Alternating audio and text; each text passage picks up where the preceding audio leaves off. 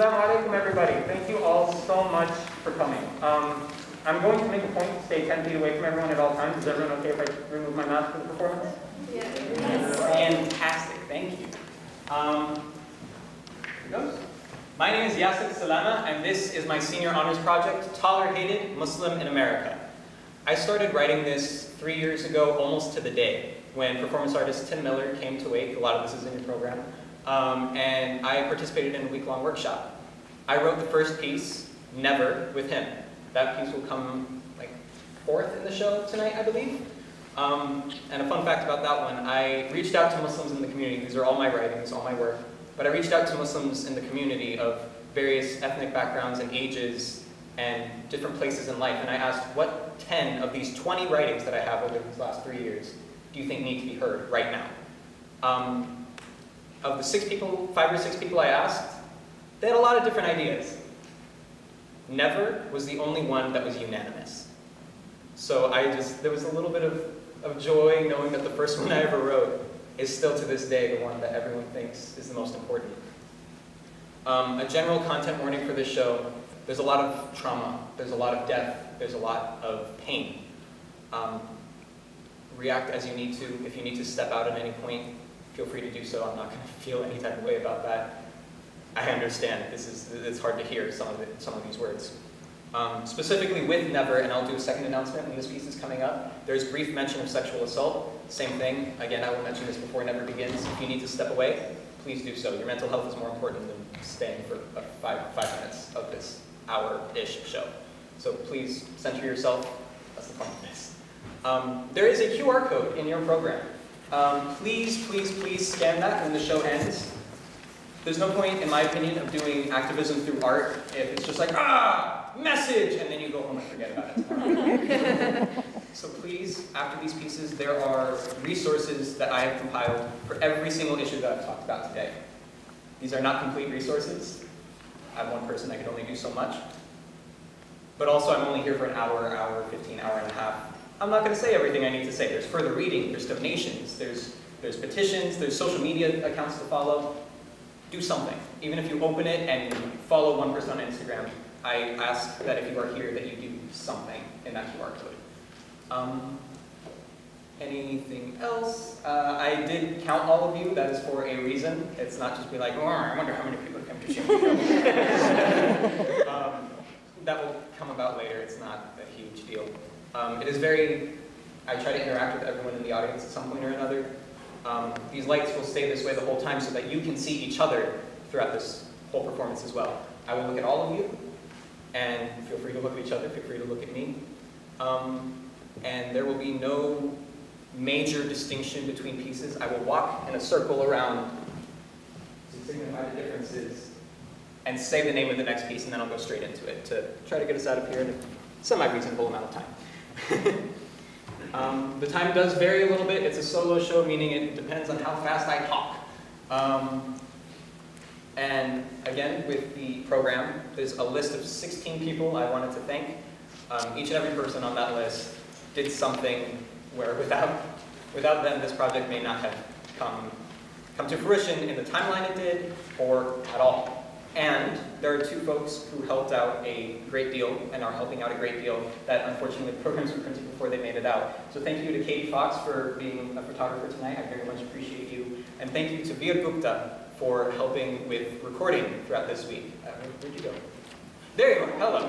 Thank you so much. I appreciate both of you so much. And if I could redo the programs, you'd both be in it. Everyone else, yes, I very much also appreciate that it's in that program. At the end of this, there will be a Q&A. That'll last as long as you guys want it to last. I'll bow, I'll change the lights, I'll come back out, I'll sit and talk to you guys. Barring hate crimes, say whatever you want. And so, yeah, I will again remind you at the end, and one last time, please remember to scan that QR code. That's why I'm here. Some of you will enjoy what I have to say. Some of you will hate what I have to say. Most of you will fall somewhere in the middle. Cool. That's the point. You're not going to love everything I have to say. I'm being divisive at times, but I mean everything I say. And the last note before we get started, I am one Muslim, I am one Arab, I am one person. Do not think that everything I have to say is universal, because God, it is not.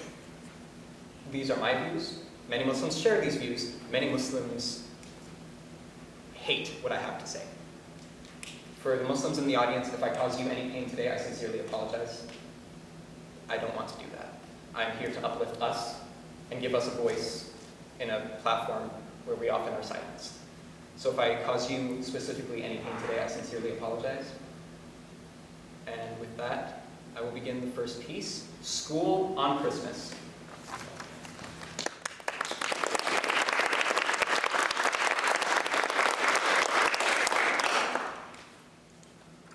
Can you imagine going to school on Christmas Day?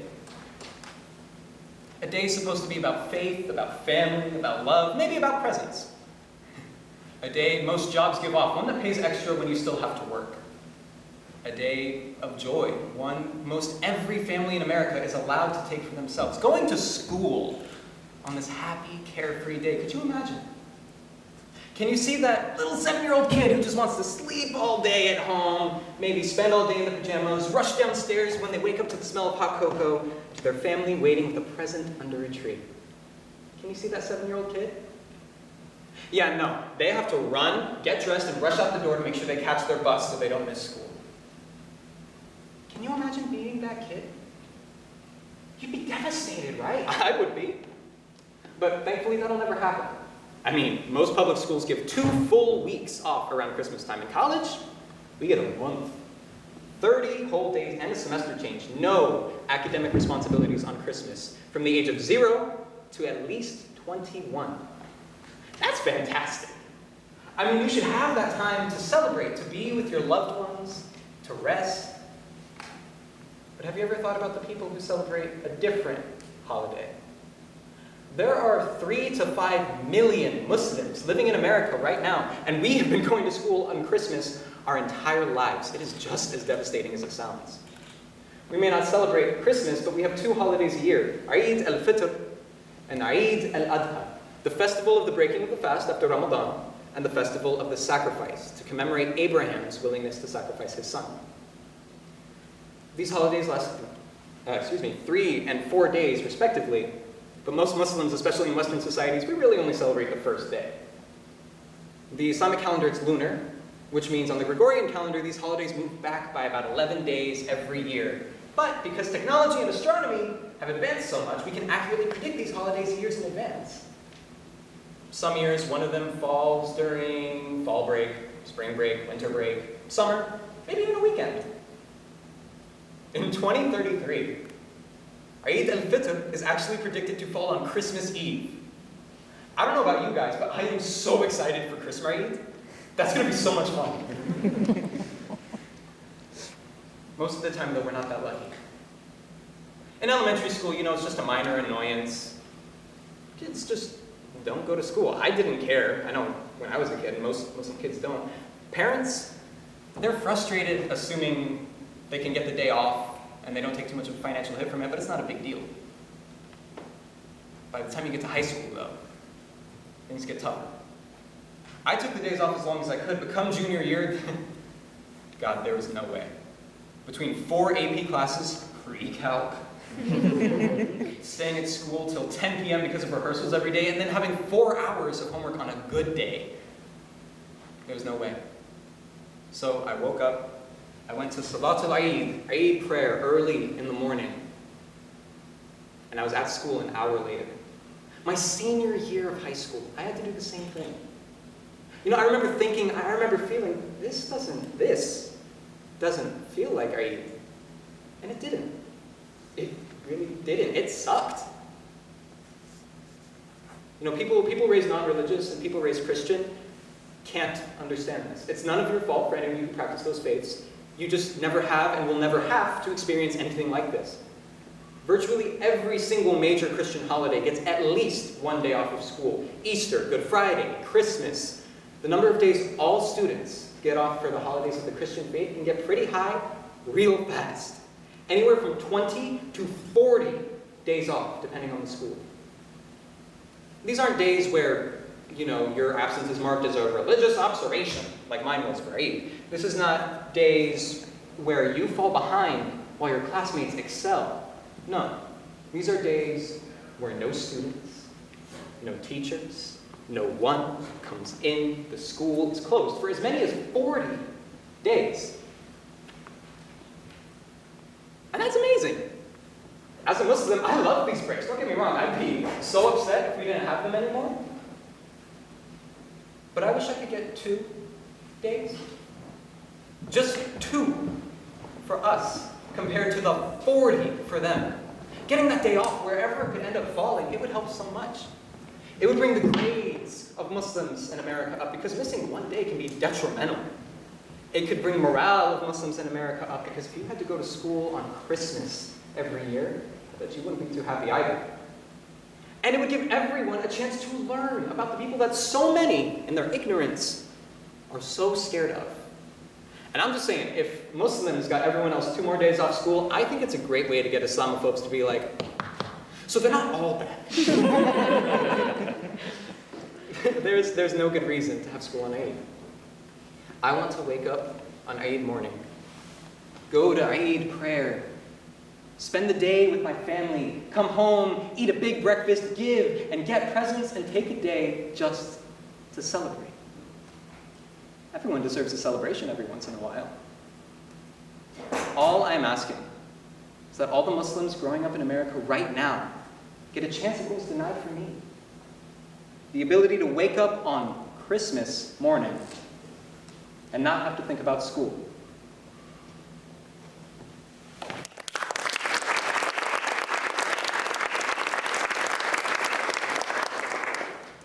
Send her back. Do you know how many foreign-born members there were in the U.S. House of Representatives in 2019? It's a very specific question. I don't expect you to know. I didn't before I wrote this piece. But I want you to think about it. Out of the 435 voting members, how many? Any guesses? Please shout them out. 1, 3, 0, 2, 1. 5. Okay. A lot of guesses. Thank you. 23. 23 of the 435. What about U.S. senators? There's only 100 of them. 5. 5. Okay. 8. 8. 3. You nailed it with 5. 5 of the 100. 5% of all senators and 5% of all U.S. representatives in 2019 were foreign-born. Literally 1 in 20. 1 in 20. I want you to see that ratio, to see it in real life. Think back to when you were in K-12. 1 in 20 is at least 1 in every classroom. At my high school, 1 in 20 was about 125 of my peers. Here at Wake, 1 in 20 comes out to be 250, give or take, of us. In a crowded restaurant, maybe 5. A full bus, about 3. On a crowded airplane, big crowded airplane, upwards of 20. And this audience, right here, right now, I told you I counted you for a reason earlier, there's 3 or 4 of us. 1 in 20. And in the US Congress of 2019, 1 in 20 came out to be 28 members between the 2 houses. 28 people who decided to dedicate years of their lives to helping those around them. But of these 28, how many do you think were told by their own president to go back home? Despite living in America for decades prior, despite being citizens of America, despite being voted into American office by Americans. How many do you think, in addition to those comments, received death threats along the lines of, "I'll put a bullet in her"? All of them? Half? You know, maybe 1 in 20. In reality, it's even less. It was 1. One single representative who had to listen as hundreds, if not thousands, of people chanted, "Send her back! Send her back! Send her back!" All the while, then President Trump stood, looked around, watched, and listened. The chants spurred by 45's remarks, the chants quieting only as he resumed his speech, berating her. 1 in 28. Why? If those chanters in Greenville, North Carolina feel so strongly about sending everyone back to the country they were born in, Greenville, by the way, is a 3-hour drive from where we're sitting right now, then why not call for all 28 to return home? But they didn't. You know, it's always so ironic to me because this representative for opposition, they love to use the "if you don't like America, leave" logic. The thing is, in my opinion, the very best thing about America is people can criticize people and policies they disagree with. So if people really believe that if you don't like everything about America, leave, then they should leave. Because they don't love what makes America what it is, and that is the right to incessantly criticize it. So that's not the reason. So what could it be? You know, she's often accused of hating America. She doesn't. But hear me out. Who cares? She wants to change it. She wants to make it a place no one hates. That sounds more like an act of love than an act of hate to me, but regardless. So try as they might to convince us, that's not the reason they want to send her back either. So what could it be? One of 28 immigrants serving in Congress. One of 13 immigrants of color serving in Congress. One of 7 immigrant women serving in Congress. One of 5 immigrant women of color serving in Congress. And one of 1 immigrant Muslim women of color serving in Congress. The first hijabi, one of the first 2 Muslim women, and the first female Muslim immigrant to ever serve the country in this capacity, Ilhan Omar, is someone who shares my faith, dresses like my mother, and talks like my father. To see my family finally be represented on a national scale in American politics like this, finally, it's a beautiful feeling. It's one I didn't think I'd ever get to experience living here. But to hear her be told to go back home, to get out of this country, to get out, that is the experience I knew I'd have. That is the experience I have had. To see it incited by the President of the United States, it's sickening. Donald Trump is one of the worst symptoms of the Islamophobic virus that we as an ummah, as a community, have been made to overcome. You know, I know Muslims overseas, they've told me this directly, who prefer their military dictator to Donald Trump. That's how badly he's regressed Muslim quality of life here. He has hurt Muslims in America so much that hate crimes against people like me were worse after his election than on September 12th, 2001. Donald Trump disgusts me. Those chanters disgust me. So many things about his presidency disgusted me. But overcome him we did. And just like Ilhan, I'm still here. Just like Ilhan, I am talking to you. And just like Ilhan, I will continue to fight for those around me, because if I can convince just one of you who didn't believe me before that I am Muslim, that my faith is one of love, of acceptance, and of peace, that I am just as normal and just as strange as all of you, then by God, this will be worth it.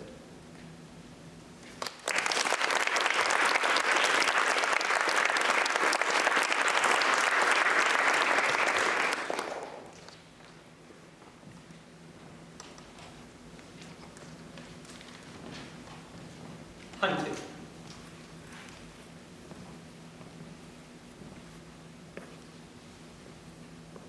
I grew up in a post-9/11 world. Many of us did. But I grew up knowing that people would hate me and say it was because of how I chose to worship God. It scared me a bit, you know, but when I was little, I didn't know how much it should. When I was about 6 years old or so, my mother, a hijabi, was followed in her car for 15 minutes. When her pursuers caught up to her, they pulled up alongside her, and they said, "Get out of our country! You don't belong here! Go back home!" My mother is white, a direct descendant of a passenger on the Mayflower, and was born and raised in California, not an hour's drive from where she was attacked. She didn't press charges. She didn't feel comfortable doing so. She said, to quote her, "I don't feel comfortable being another Muslim causing problems for white Americans." But it doesn't stop with name-calling. Bang! Bang! Bang!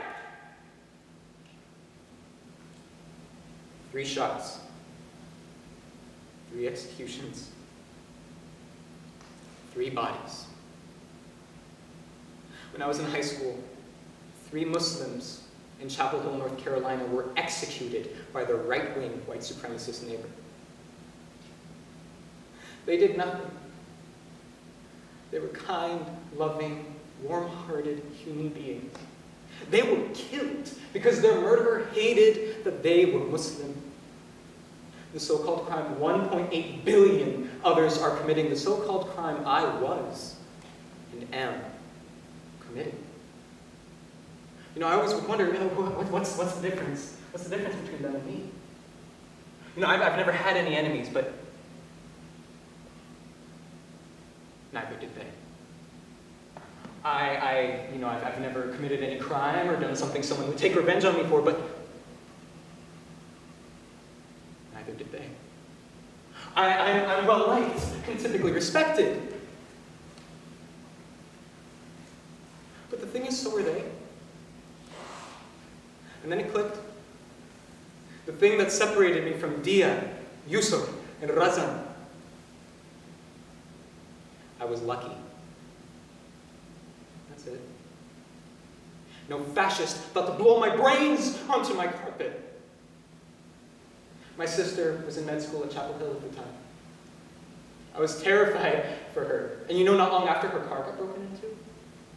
It didn't help Donald Trump, an outspoken Islamophobe, had just been elected. Later, we found out the break-in was intentionally aimed at my hijabi sister. Imam al-Din of Queens, New York, shot and killed. A stabbing in Simi Valley, the drowning of Shariatul Salam in the Hudson, an assault with a lead pipe in Salem, Oregon, a double homicide with a 3rd injured in Portland, the bombing of a masjid in Bloomington, Minnesota, countless people killed or attacked for being mistaken for Arabs or Muslims, as though that's a justification. As though my life doesn't matter because of my faith or my skin.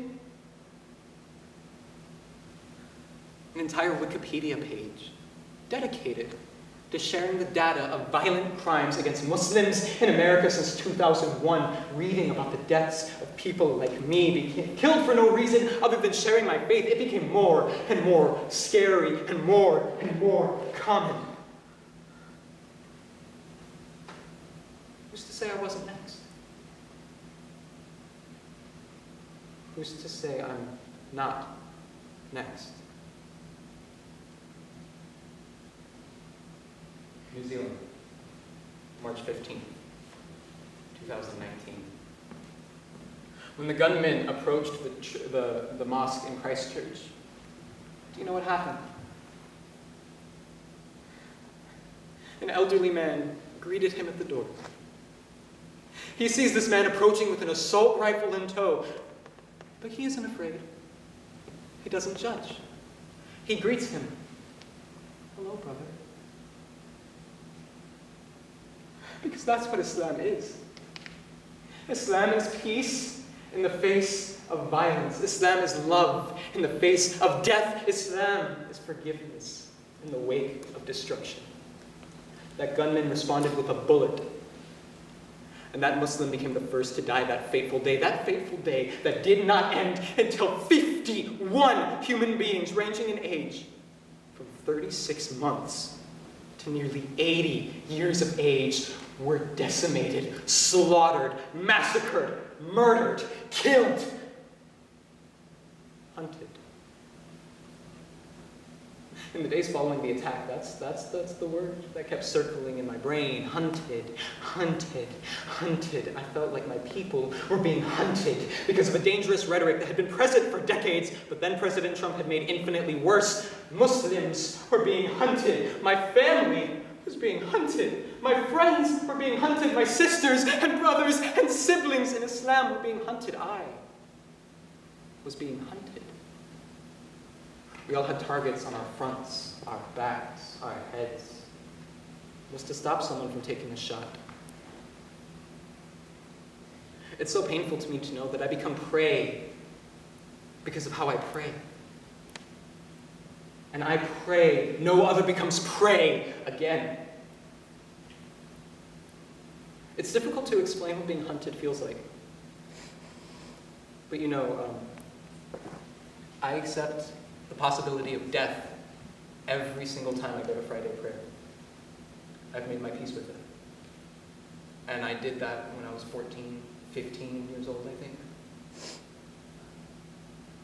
I told one of my Muslim friends here this.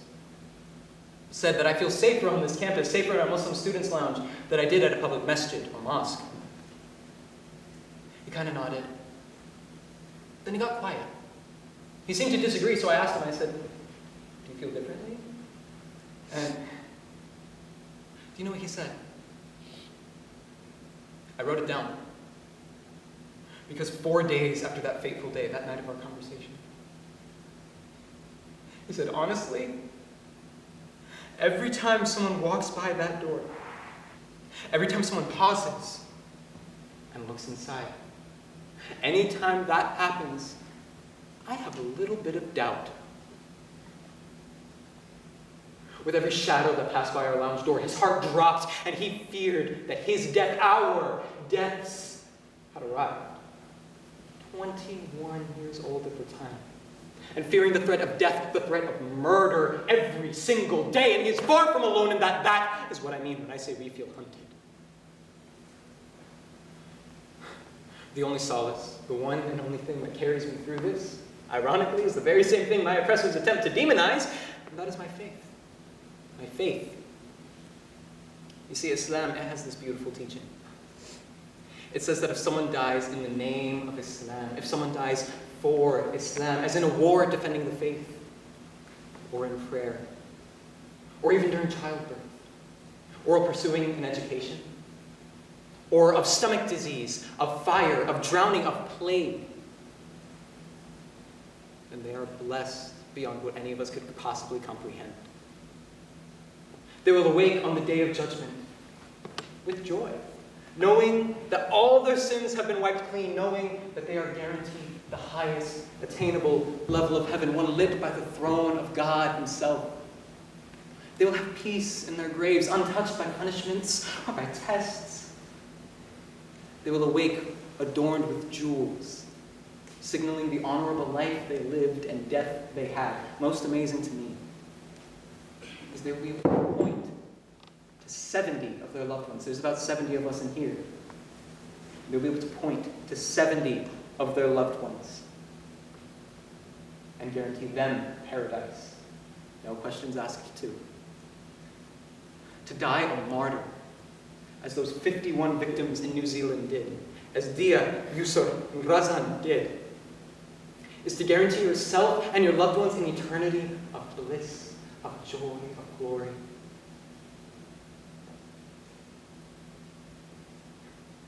Because that's what Islam is too. Islam is beauty and blessings and justice and peace. So while I come close to tears, every time I remember that fateful day, I also come close to tears knowing that they will all be blessed beyond what any of us could imagine in our wildest dreams. As for the Islamophobic white supremacists who took their lives, Islam has no place for violence. As the Quran says, whosoever takes a life, it is as if he has killed all of mankind. He did so 51 times. I don't see a world where he doesn't suffer endless torment in hell. God's final justice is the only light I see at the end of this endless tunnel, but I pray, Ya Rab, there's another light sooner. Maybe one day, wild as it sounds, me and the other almost 2 billion Muslims around the world can actually feel as though the rest of the globe actually cares about us, inshallah. Inna lillahi wa inna ilayhi raji'un.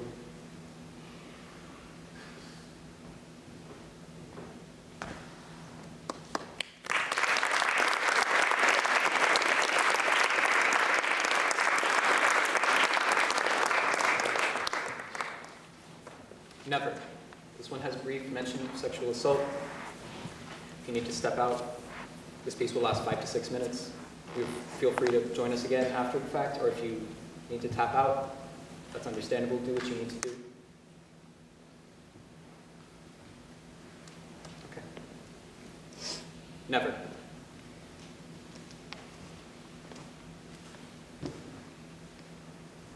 The first time I knowingly met an openly gay person, I was nearly 15 years old.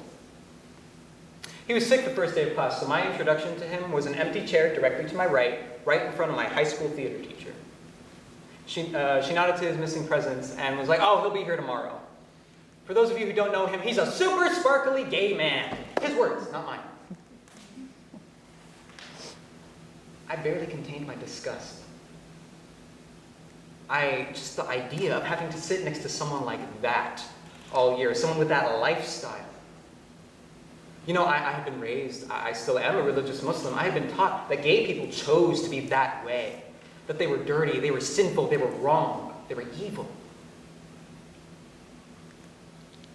And I bought into it. But that super sparkly gay man, you know, I figured out how he got that title. No matter how his day had been, how long, how tiring, how full of people like me it had been, he would always shout, everyone have a super sparkly gay, as he left. Everyone would always smile. And you know, eventually so did I. But I was confused. I was so confused. I was like, but I thought he was supposed to be evil, supposed to be sinful and wrong. He was kinder than me, more accepting than anyone I've known to this day, more embodying of the beliefs of love and acceptance I claim to follow than most straight Muslims and Christians. I was so confused. Not long before, my brother, who had been in our family for about a decade, he was 23 at the time, he came out as bi. But, you know, I was like, oh, that'll be okay, it'll be okay, because, you know, he could still marry a woman. It could be okay. I thought being bi was being half straight, so I thought, this will be fine, because he can make the right decision, the decision to marry a woman. But after talking to him that summer, and now after meeting my classmate, I was lost. I mean, how could I accept that the kindest man I've ever known, to this day, would burn in hell? And my brother, he's my brother. No, I couldn't accept it, so I read. I read the entire Quran cover to cover, and I paid special attention to the story of Lot and Sodom and Gomorrah. Yes, the same one from the Bible. No one ever told me they were thieves. No one ever told me they were murderers. No one ever told me they were looters, gamblers, drunks, rapists. No one ever told me they tried to rape angels. They just said, the men married the men, the women married the women. I was upset. The story is so much more condemning of child rape and of sex slavery perpetuated by men than it is of queerness. But when I tried to talk about this, I got met with the, oh, no, the scholars say this, the scholars say that. The scholars are people. People with their own biases and flaws. When I point to the verse in the Quran that refers to the men, quote, without sexual desire towards women, clearly indicating the existence of gay and or asexual men in Arab society, people close their eyes, plug their ears, and walk away. They don't want to hear it. These aren't religious teachings. These are outdated cultural beliefs influenced by white supremacy infecting the Abrahamic faiths. And I am mad. I am mad that they actually managed to convince me that the God of the Jews, of the Christians, of the Muslims would damn his creation to hell for being made in his image. If God shapes us as he wills in the womb, as the Quran says, then he shapes us to be straight, gay, bi, trans, ace, male, female, non-binary, queer. To say anything else, that is blasphemy, no? Non-Muslims, do not think I'm only going after my fellow ummah here. I'm not. Christians do this too. Jewish folks do this too. People of every major faith do this too, and none of us have the right. Until we can all treat our queer siblings as just that, our siblings, we are blaspheming ourselves and our own beliefs that God doesn't make mistakes. That God is the most loving, most caring, that he created all of humanity equally and that we are made in his image. I love my God. I will always love my God. But I will never again believe that the God of Adam, Enoch, Noah, Hud, Salah, Abraham, Lot, Ishmael, Isaac, Jacob, Job, Joseph, Jethro, Moses, Aaron, Ezekiel, David, Solomon, Elijah, Elisha, John the Baptist, Zechariah, Christ the Messiah, Muhammad sallallahu alayhi wasallam, of the Jews, of the Christians, of the Muslims, the most gracious, most merciful, would damn all pure people to hell. I won't. If you do, I pray, please take a look inside your holy text. Take a look inside yourself and see if you really can, in good heart and good faith, actually come to that conclusion. As for me, never again. Never.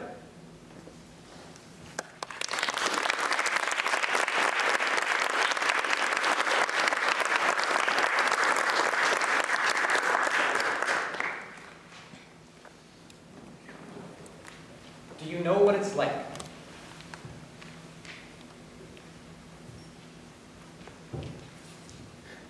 Do you know what it's like to be Muslim? Do you know what it's like to love life, to look forward to the afterlife? Do you know what it's like to live a life of peace? Do you know what it's like to know you are doing the right thing? Do you know what it's like to have friends who always stand by you? Do you know what it's like to be embraced by your community no matter where you go? Do you know what it's like to know that the best is yet to come and that the worst will pass? Do you know what it's like to believe that you can speak to God and know he always hears you? To believe that's exactly what you're supposed to do? Do you know what it's like to know that through God you have the most powerful friend you could ever imagine? Do you know what it's like to want to help those in need, to sacrifice for those you love? Do you know what it's like to prefer negotiation over bloodshed in times of war? To be both unique and the same as billions of others, to share the same ancient stories as half the planet. Do you know what it's like to have your faith beautifully blend into your daily life? Do you know what it's like to experience all of this? Do you know what it's like to be driven to be your very best self and to be kind and motivated to be kind and caring to all? Do you know what it's like to hate anger, to enjoy happiness? Do you know what it's like?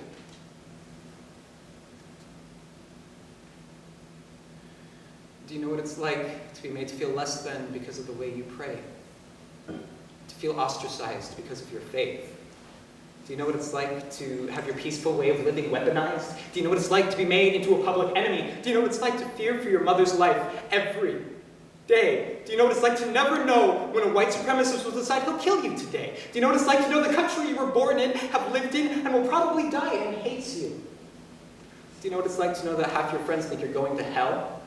Do you know what it's like to be othered? Do you know what it's like to be terrified of airports, not the passengers, but security?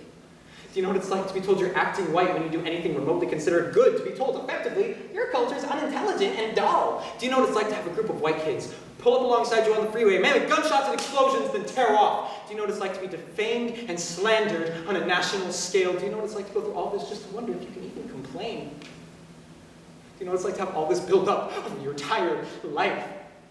Do you know what it's like to feel hopeless?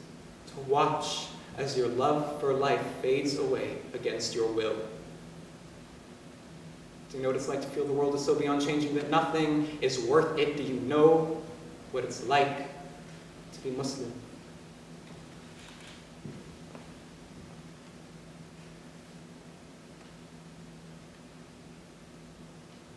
Do you?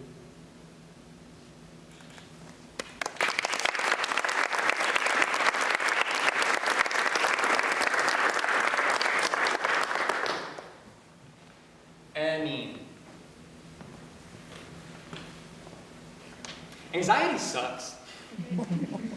Brown folks, we're not exactly known for our positive views on mental health. So, yeah, I know. So when I would have thoughts like, oh, you know, we haven't talked in a few days.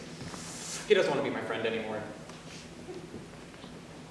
It became really hard to realize that, yes, he does. I would have thoughts like, you know, she hasn't responded to my text, so she doesn't want to talk to me ever again. Time would tell that yes, she does, but the thoughts would continue anyway. You know, We had an argument, and they probably hate me. No, they don't. Well, she, we made up, but she has to still be mad at me. There's no way she's okay. Yes, she is. She's fine. We're fine. Well, he hasn't responded to my text, and then he canceled plans at the last minute. So clearly he's avoiding me. I know he's not. A repetition of a lie can make it true. Talking helps sometimes, but when you're sitting there and everyone around you is saying, "Oh, it's not that big of a deal, calm down, you're making too much drama out of nothing, you're exaggerating, blah, blah, blah, blah, blah." All I can hear in my head is, "No, you're right. He hates you. She's avoiding you. They don't want to be your friend anymore. Your friends don't want to hang out with you. Your family's disappointed in you. You're a failure. Blah, blah, blah, blah." It can become really hard to tell what's true and what's not. Even when it should be so obvious. It's not. My sophomore fall at Wake, I was dealing with plummeting mental health, if it's not obvious. Taking some 18 plus credit hours, was spending 40 hours plus a week in this building in rehearsals, another 10 hours a week trying to build up the MSA, the Muslim Students Association. I was getting no sleep, had even less energy, and had this rapidly dwindling faith that things were going to get better. I was spending so many hours here in rehearsals that I felt like I was destroying the relationships I'd made with the Muslim students. And I was spending so much time with the Muslim students that I thought I was driving a wedge between me and my suite mates. None of that was true. None of it was. But I felt like it was. And I couldn't get it out of my head. But that same semester I watched my suite go from, "I can't imagine living with anyone else," to, "I don't want to live with you anymore." Direct quotes. That same semester, I felt like I drove a good friend away. But then I made a dozen new friends. That same semester, my sister gave birth to her 4th child and 1st son. That same semester, all this happened before midterms. It was rough. And that same semester was the first time I found myself crying while reciting Quran. I've always been religious, probably obvious at this point. But I'd only ever heard the stories, seen the videos of people crying when they heard Quran recited, sometimes not even understanding the words they were crying about. Part of me didn't think it was real. How could you get to that point? It didn't make sense to me. It still doesn't really make sense to me, but that same semester, I sat alone in the Muslim Students' Lounge one day. A day at the end of a week where I had spent every waking moment with those closest to me. And a week where I had never felt so emotionally drained and depleted and alone in, maybe I was getting hit with another bout of depression. Life started to feel dull and colorless. Everything was distant and detached. And as I sat there, I was alone. I had just finished my nightly prayers, and I sat there alone. And I looked up basically thinking, "Oh God, mine as well." And I said, "Ya Allah, I need help." And I walked through my week. I said everything that had happened in detail as though he didn't know. My voice broke. I don't think I had realized how hard I was taking that week, that semester, until I said all of it, uninterrupted, alone. It was only as I turned to my God and asked how, asked why, asked what I was even asking for, and just prayed. I began to feel everything. All the emotions I had kept suppressed all week, I could feel building and building and building and reaching explosive magnitudes, and I kept talking and talking and talking and talking until I couldn't think of anything else to say, and then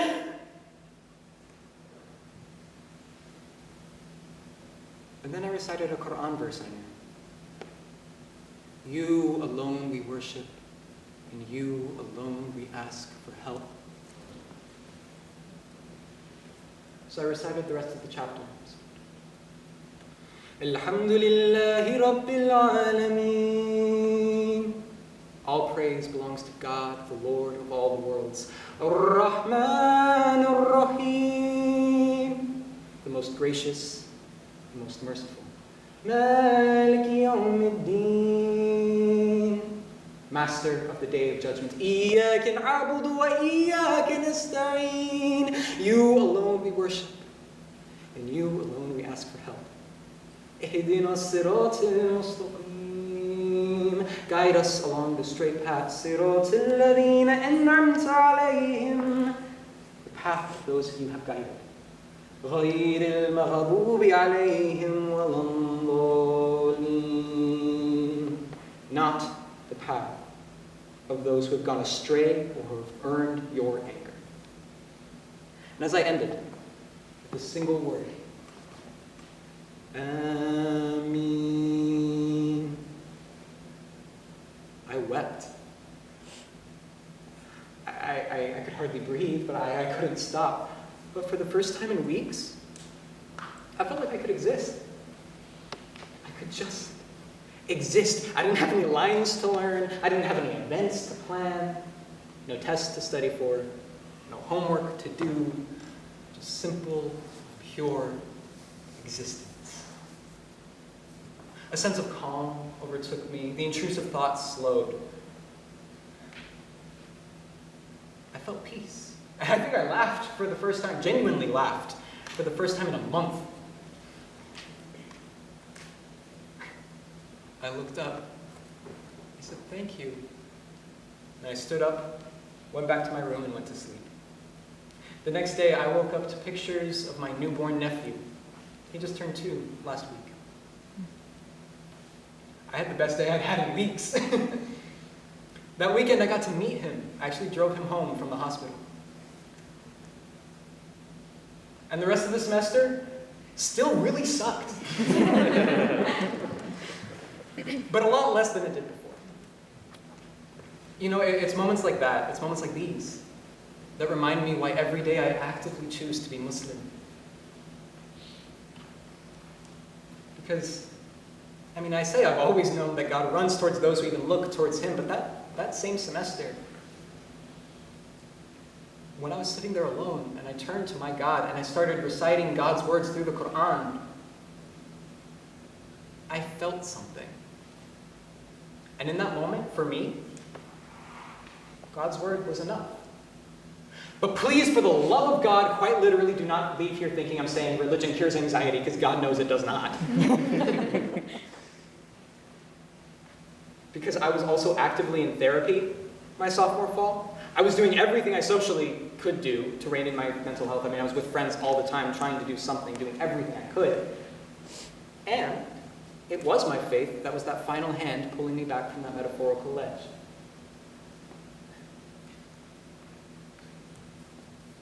My Islam, my belief in God, saved me from going to a terribly dark place my sophomore year. And that experience permanently changed how I would say the phrase, God is the greatest. Because truly, Allahu Akbar.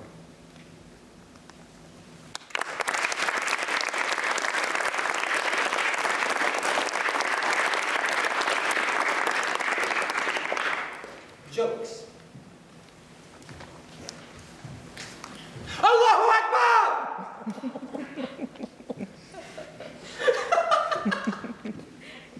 Oh my God, I've wanted to do that for years.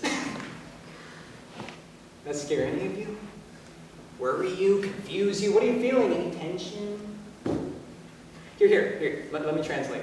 God is great! You know, I made the joke freshman year. I think I was walking with, yeah, you remember it. Yep, I was walking with you.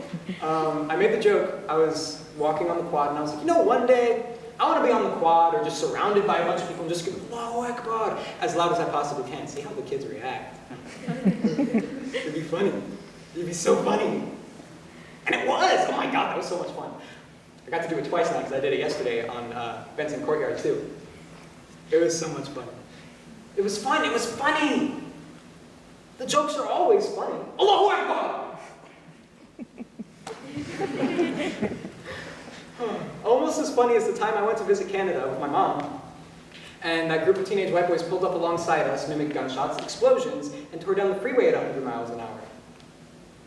Yeah, Allahu Akbar. Boom! So creative. So funny. One of my favorite stories, though. One of my favorite stories. This one actually cracks me up. Was my sophomore year. I was in the Muslim Students' Lunch with some of my friends, right?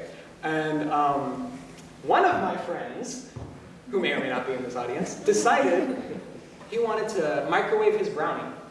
You know, because hot cosmic brownie seemed like a good idea to him. Whatever. But instead of putting it in for 10 seconds, he left it in for a minute. Some of you know where this is going. So yeah, you know, cosmic brownie, the one with like the little candies in it? Yeah, he put one of those on a paper plate in the microwave for a minute.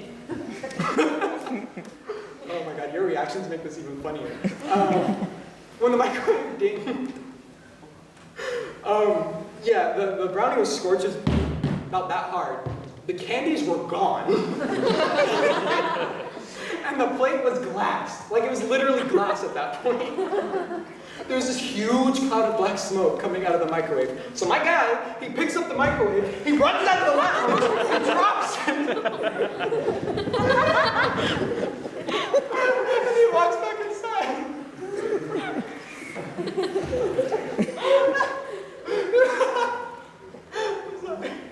This was 2 years ago.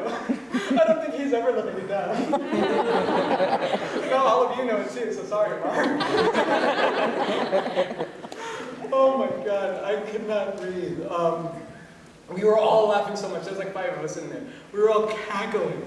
We were like, oh my God, what if someone had seen that? That would have been so funny. Like, just imagine, like, yeah, we got to have that funny moment for us, but what if others got to share in that hilarious accident, like all of you have now? But what if someone in the moment saw it? Like, just imagine a 6'4" black man running out of the Muslim Students' Lounge with a metal box billowing black smoke, dropping it in the dead of night and walking back inside.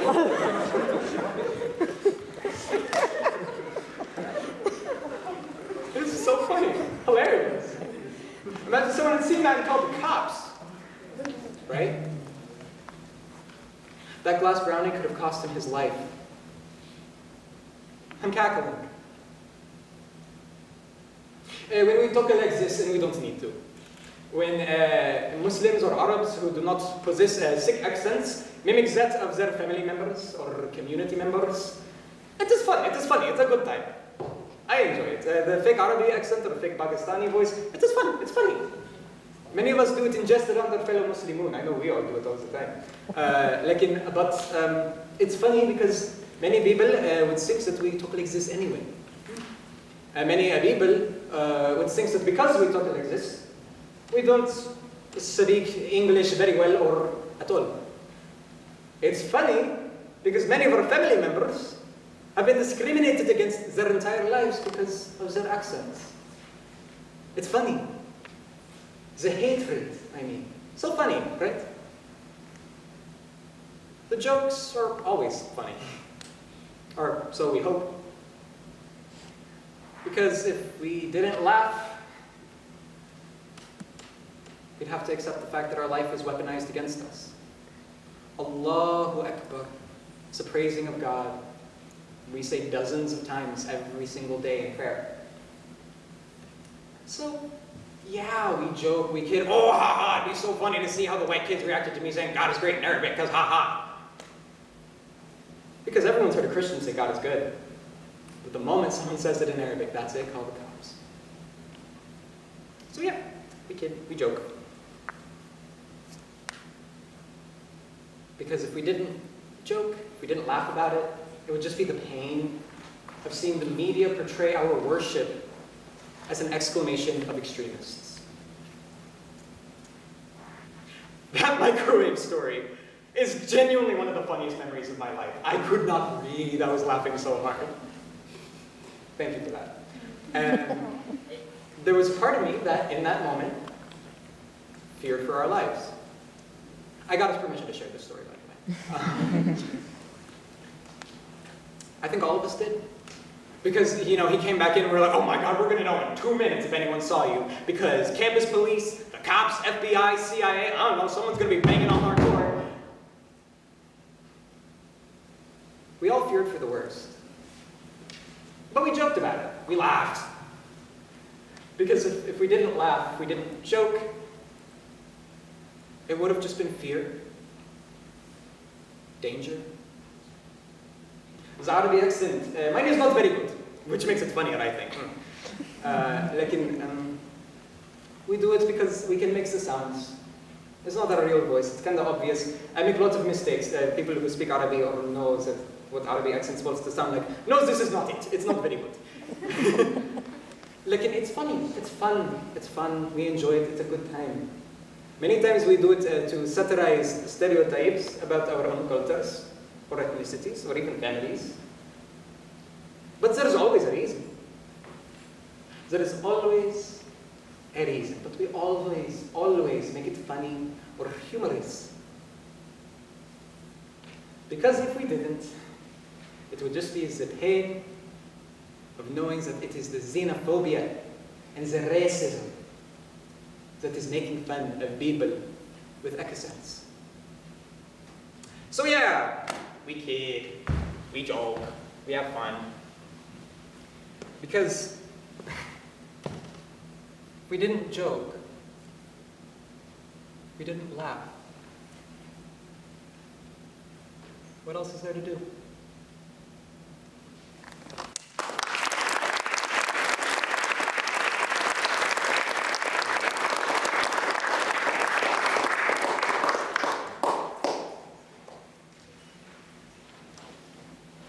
I'm close on underneath, I promise.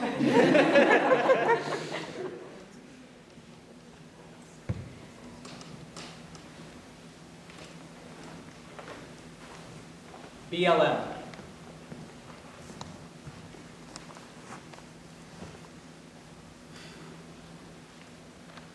As an Arab and a Muslim, I've dealt with a lot. Where are you from? From the cashier who took my order. Stop being so angry from my years-long friend. You act white from people I've known half my life. All these comments. There was this one time in a movie theater that a random stranger walked up to my mom to ask her about terror attacks. The fear I had when I lost cell reception in the middle of nowhere and then saw Trump flags and Confederate flags everywhere. The fear I had for my mother's life when an Islamophobe was elected to the highest position in this country. The white knuckle grip I have on the steering wheel every time I find myself driving next to a cop. But you know what I don't have to deal with? People don't follow me around the store thinking I'm going to steal something. People don't cross the street to avoid walking past them. People don't yell hate slurs at me in the middle of a road. School administrators don't tell me that people like me would struggle in harder and higher classes.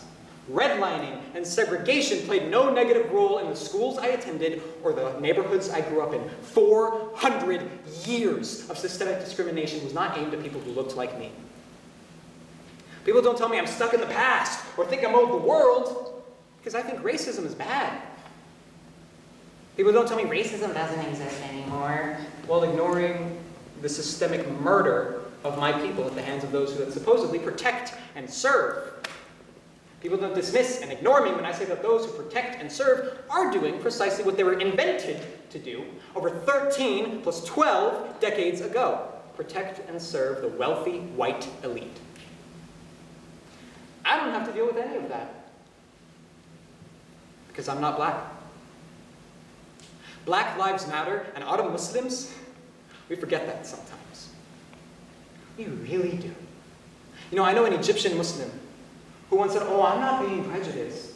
I'm from Africa, technically. This right after he said that intentionally living poorly was part of, quote, these people's culture. An Arab Muslim I've known for a decade once called his black neighbors trashy and a number of other obscene things I don't have the stomach to repeat because they were having a family cookout. It's infuriating. It's infuriating. The disgust and shame and disappointment an Arab family has when one of their children says they want to marry a black person. is unmatched. I've seen it happen with friends of mine. We've had these conversations. I am fighting the same fight in my own life, in my own family, right now. I've heard the "because they're black" comments so frequently from Arabs who don't see, anytime they see a black person doing something that's not perfectly in line with what they see as right. I call it out. I call it out now. I called it out then. But this can't just be called out. This must be condemned in the harshest of words and actions. It must be. And the thing is, when you call out a non-black Muslim for their racism, you get instantly met with the, "But I love Bilal. The first person to ever give the call to prayer 1400 years ago in Islam. Allahu Akbar, Allahu Akbar, Allahu Akbar, Allahu Akbar. He was black, I love him." The "but I love Bilal" is just the "but I have a black friend" for non-black Muslims. It doesn't mean anything. In fact, it's a red flag. You know, Muslims, we often forget or choose to ignore that the Prophet sallallahu alaihi wasallam, he used his last sermon on this earth to remind us that no white person has superiority over a black person, and no black person has superiority over a white person. You know, more Muslims in America are black than any other race or ethnicity. A lot of people don't know that. But my mosque growing up was about 50% Arab, 40% South Asian, maybe 10% black. That's pushing it. The MSA, here at Wake, the Muslim Students Association, until recently, my freshman through junior year, was a vast majority South Asian. There's a significant population of Arabs. And really until the last year or two, we had almost no black Muslims. After everything I just said, is anyone surprised? Because we forget what Muhammad said. We forget, well, we choose to remember Bilal, but we often forget or choose to ignore that Moses was black-skinned. There are hadith about this. Sayings of the Prophet. Many Muslims choose to ignore that Adam, the first prophet, the first man to walk on earth, was a black man. The Quran says this directly. We as Muslims can't deny it. Science supports it too. Many of us never even learned that Sumayya, the first martyr, was a black woman. That her son, Ammar ibn Yaser, who was later martyred as well, was a black man. That the Queen of Sheba was a black woman. Abraham's wife, Hagar, was a black woman. The Prophet ﷺ, his companion, who he described as a mother to him, who cared for him from his birth till his death, was a black woman. We choose to ignore all of this, including the Quran verse that says, "Of his signs is the glory of the heavens and the earth and the diversity of your languages and your colors." God compares the beauty of being black as night, white as snow, and every imaginable skin tone between, as being as beautiful a sign of his majesty as everything we know to exist, the heavens, the earth, all of it. And yet, some non-black Muslims still miss the point. That's infuriating. To witness this from the inside is infuriating, and the role that we as Muslims play in perpetuating anti-blackness, both here and across the globe, it is unacceptable. To my fellow young non-black Muslims listening, we have to call this out when and where we see it. Our relatives being old-fashioned is no excuse for the hatred they hold in their hearts. If we want them to have their best shot at Jannah, insha'Allah, it is our duty, our responsibility to help them. To those so-called old-fashioned Muslims, I hope you've heard me. Your prejudice is prejudice. Your racism is racism, and it is denying the sunnah of the Prophet sallallahu alaihi wasallam. It is denying the words of Allah subhanahu wa ta'ala, and it is threatening your chance at Jannah in the hereafter. Please, for your own sake, strive to be better. Work to be better. Be better. To all the non-black folks listening, whether you're Muslim or not, I don't care. We need to use our privilege, all of us. Really take a minute and think about what you haven't had to go through because you're not black, and take the anger that you should feel at the injustice of this country, at the injustice of this world, and fight to change it. Fight for equity. Fight for justice. Until justice is achieved, let there be no peace. Justice has to be fully intersectional, though. Because of this, any change we see in any of our other movements, whether it's for Desis, for Arabs, for Muslims, for queer folks, for disabled folks, for houseless people, until and unless Black Lives Matter, any significant change we have in any of those other movements will never truly be progress. It won't be. It will be, what? Half-baked appeasements at best? See a lot of those. Or performative and meaningless changes at worst.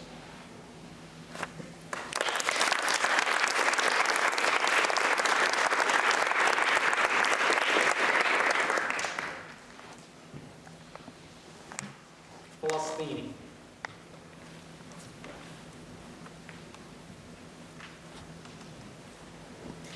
I want you all to imagine something for me. Come along, just imagination ride for a second. Imagine a world where Jews, Christians, and Muslims live in peace and harmony with one another. They go about their daily lives. Everyone's happy. Neighbors. They're friends, even. Peace in the Middle East. The so-called pipe dream. The apparently unachievable goal of so many world leaders. Yeah. Imagine a Christian going to church while her Muslim friend went to pray at Masjid al-Aqsa. Imagine a Muslim and their Christian friend going to the birthplace of Christ in Nazareth together. Imagine a Jewish man inviting his Christian and Muslim college roommates to his home for Shabbat dinner. Isn't that a beautiful image? But imagine all that happening in that strip of land between Egypt and Saudi Arabia. Now I've gone too far.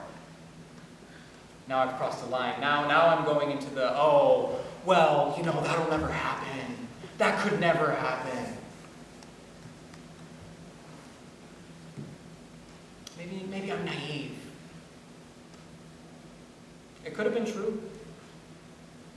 That could have been where we were right now, today. Really. Instead, Taysir al-Kolak survived as 22 of his family members were murdered by Israeli forces. Instead, 10-year-old Aziz, 10 years old. He had a family of 24. He's growing up alone now because the other 23 members of his family were murdered by an Israeli airstrike. Instead, Shukri Kolak survived. And as he lay in pain in a hospital bed, he named his fallen family members. His mother, his father, his oldest sibling, his sister, his stepsister, his wife, his eldest child, his 16-year-old child, his daughter, his nephew, his niece, his nephew's wife, her 3-month-old infant, 5 of his cousins, and all his cousins' daughters, all of them, from infant to elderly, were murdered by Israel. For what? For what? All this because Zionism is apartheid. All this because Zionism is colonialism.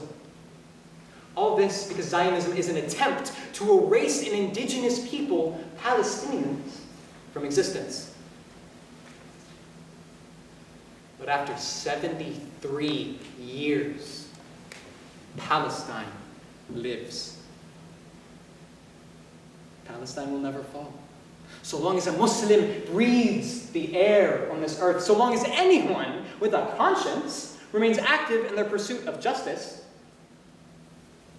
Palestine lives.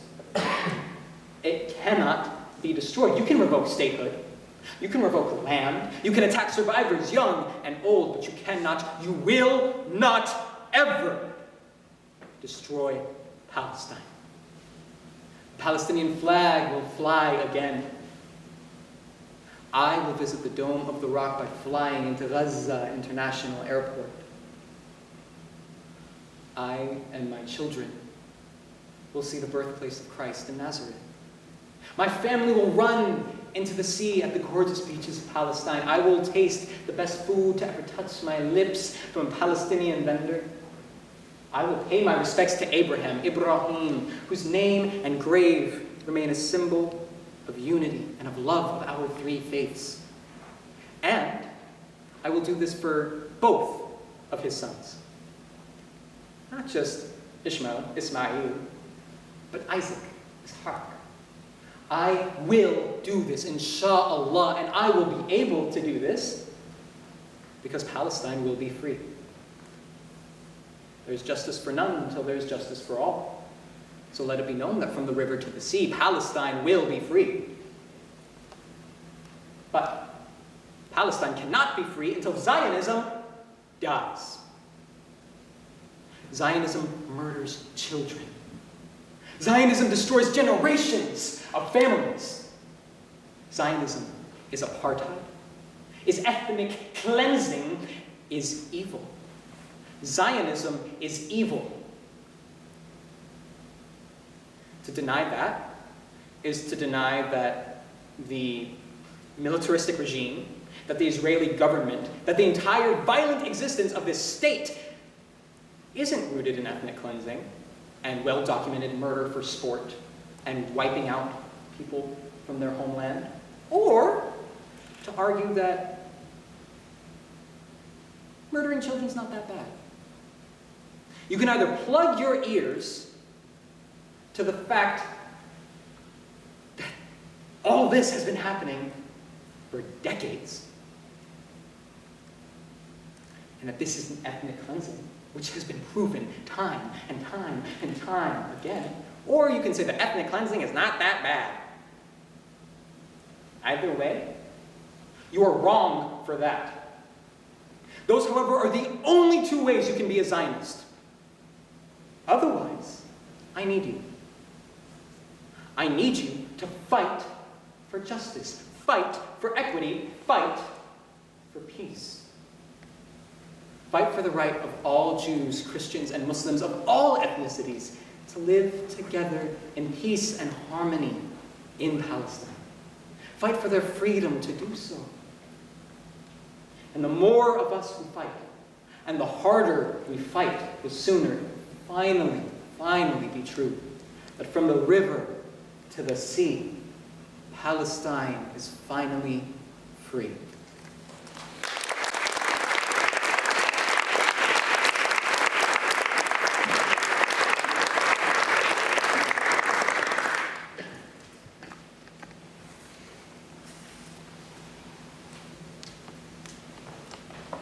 Bountiful peace.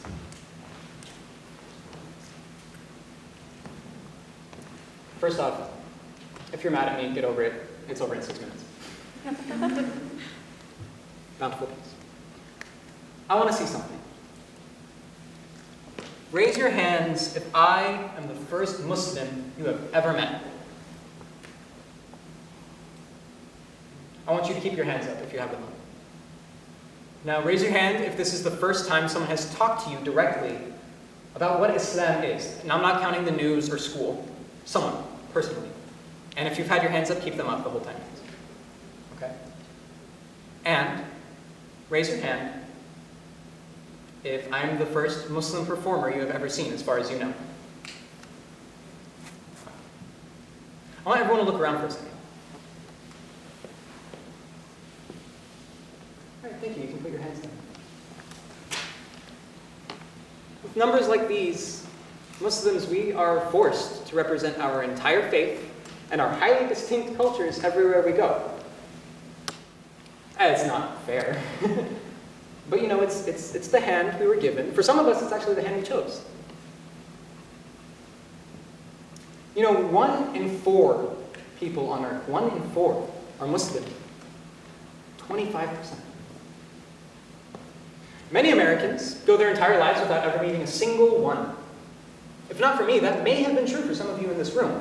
That's wild to me. But what it means is that the Muslims that people do meet we can and do, leave permanent impressions on everyone around us. We got a whole lot of propaganda to reverse. From the news painting us as savages from the Middle East for decades, to all of us being labeled angry Arabs, to a presidential candidate saying that Islamic beliefs violate the US Constitution. Thank you, Ben Carson. To a sitting president fighting tooth and nail to keep us from entering this country. Thank you, Donnie. People don't like us here. I know that. We know that. We do. But we stick around anyway, just like Ilhan, right? We stick around. We smile through the pain, and we stand back up every single time. This isn't all we do, but it's what we all do. Because we don't have a choice. Because the moment we do anything else, our oppressors think we proved them right. The moment I stand up and yell, I get labeled the angry Arab. The moment I call out America for its failures, done that a bit tonight, my identity gets labeled a threat. For all I know, some of you may leave here labeling me a threat. The moment I do anything that isn't perfectly considered socially acceptable by the majority, the consequences don't just lie with me, but with nearly 2 billion other people, with some 5 million Americans. That's not fair.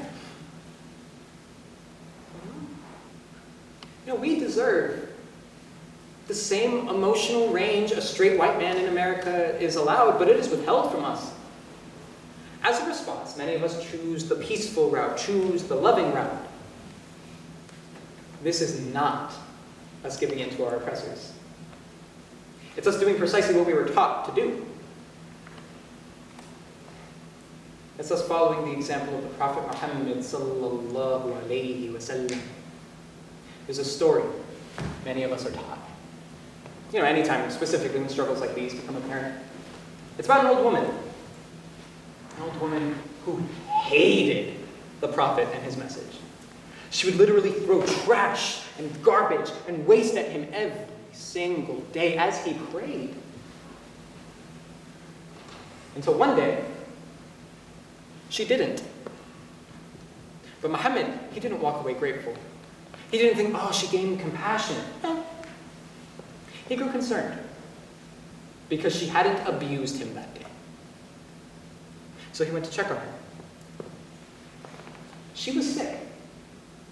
And from that day forward, Muhammad sallallahu alaihi wasallam, he took time out of his days to care for her, to help her.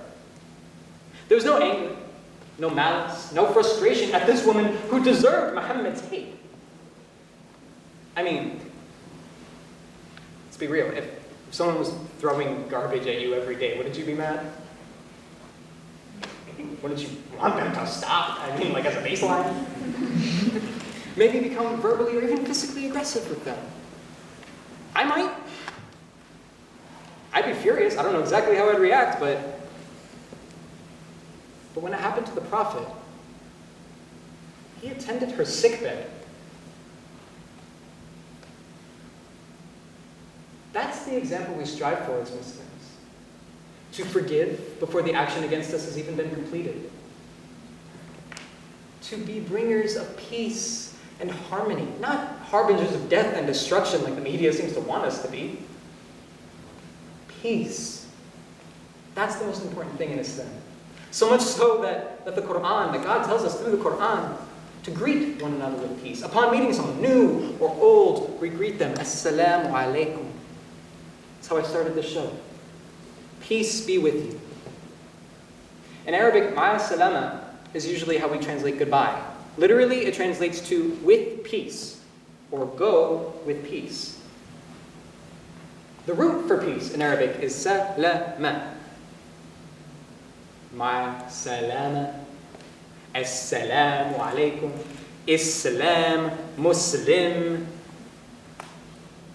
It's always so ironic to me and the other 1.8 billion of us that we get painted as these evil savages who love death and violence when we follow a faith that is literally rooted in peace. Like, literally, that word. Etymologically, whatever. That we practice a religion and identify as a people that are rooted in peace. That all of our greetings are rooted in peace. Look, when I say to have one voice, be the one someone associates with Islam, I mean it. But if for any of you, my voice is that one, please, please, remember to associate the meaning of my name with my faith. Yaser, Salamah. Literally, bountiful peace. I'm blessed to have this name. I truly think of all the names I could have had, there's hardly one that better symbolizes precisely what it is to be a Muslim. So as I leave you here today, please know that I, bountiful peace, a practitioner of the religion of peace, a devout follower of peace, we greet you with peace and leave you with peace, because that is exactly what I am taught to do as a Muslim.